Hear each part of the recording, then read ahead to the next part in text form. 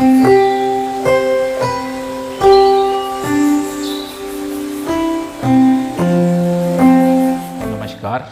मैं doctor Madhusudan Gupta, board certified qualified plastic, cosmetic, burn and hair transplant surgeon हूँ, जो मुरादाबाद में सुषमा हॉस्पिटल के अंतर्गत काम कर रहे हैं। आज का जो विषय है उस पे प्लास्टिक सर्जरी, कॉस्मेटिक सर्जरी में हम क्या क्या चीज़ें कवर करते हैं, क्या हम इस प्लास्टिक सर्जरी में काम करते हैं, उस पर चर्चा करेंगे। प्लास्टिक सर्जरी जो है काफ़ी बड़ा विभाग है, जो बच्चों से लेके, बच्चा भी नहीं कहना चाहिए, मुझे कहना चाहिए डे 0 से लेके और बूढ़ा होने तक सारी उम्र के मरीजों की सेवा करता है। अगर हम इस तरह से बात करें तो बच्चे से लेके बूढ़े तक का इलाज और बालों से लेके पाँव के नाखून तक का इलाज प्लास्टिक सर्जरी के अंतर्गत आता है। जो प्लास्टिक सर्जरी का मतलब होता है, प्लास्टिक का मतलब होता है मोल्ड करना, किसी चीज़ को तोड़ मरोड़ देना, किसी चीज़ को थोड़ा सा घुमा देना, मोल्डिंग कर देना। इसमें कोई प्लास्टिक हम यूज़ नहीं करते हैं। प्लास्टिक सर्जन जो होता है एक क्वालिफाइड सर्जन होता है, वो MBBS किया हुआ होता है, उसके बाद उसने जनरल सर्जरी की हुई होती है 3 साल की ट्रेनिंग, उसके बाद 3 साल की प्लास्टिक सर्जरी की सुपर स्पेशलिटी डिग्री होती है, जो MCH प्लास्टिक सर्जरी और DNB प्लास्टिक सर्जरी के रूप में all over India, all over world accepted है। तो इसमें हम जो प्लास्टिक सर्जरी में काम करते हैं, इसका मतलब होता है मोल्ड करना, और इससे कोई भी इस तरह का मैसेज नहीं आता है कि गैस्ट्रो सर्जन पेट की सर्जरी कर रहे हैं तो प्लास्टिक सर्जन क्या करेंगे। प्लास्टिक सर्जन से किसी को कुछ नहीं पता चलता है, बट प्लास्टिक सर्जन का जो विभाग है, जो काम करने की जगह है, वो एक तो स्किन है, बॉडी सरफेस हम बोल सकते हैं, और skin as a organ, head to toe जहाँ भी आपकी स्किन है, हम स्किन के सारे काम करते हैं, चाहे वो सर्जरी से हो, चाहे वो दवाई से हो। जो सर्जिकल काम होते हैं उन्हें हम इन्वेसिव प्रोसीजर्स बोलते हैं, और जो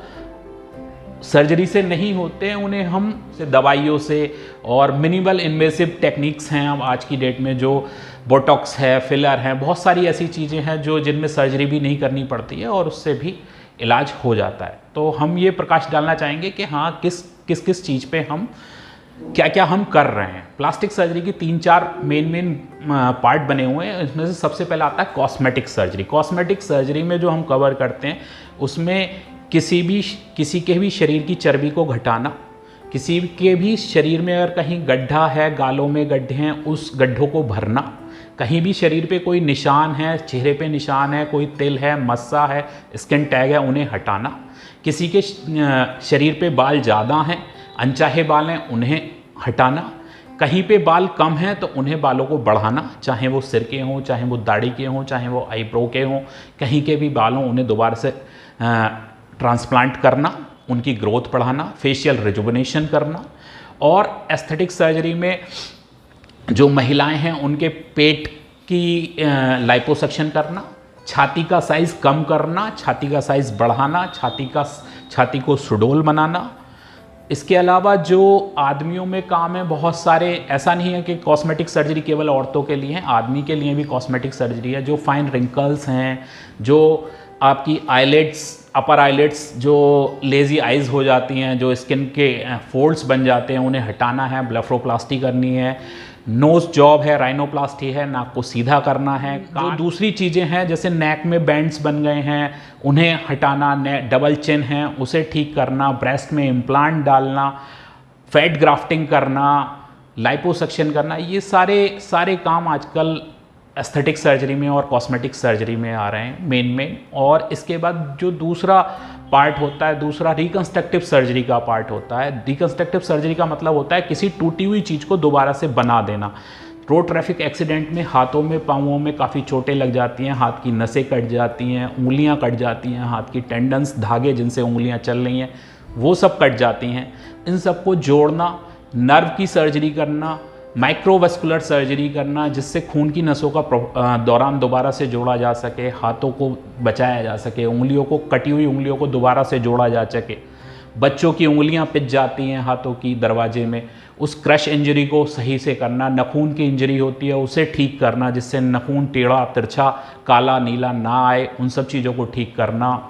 ये सब रिकंस्ट्रक्टिव सर्जरी में आता है। हाथ की हड्डियों का इलाज भी प्लास्टिक सर्जन ही करते हैं, चेहरे की टूटी हुई हड्डियों का इलाज भी प्लास्टिक सर्जन करते हैं। इसके अलावा पाँवों में लगी हुई चोट जहाँ हड्डियाँ चमक जाती हैं, टांग की हड्डी चमक जाती है, ऑर्थोपेडिक सर्जन ने अपनी टांग की हड्डी फिक्स कर दी बट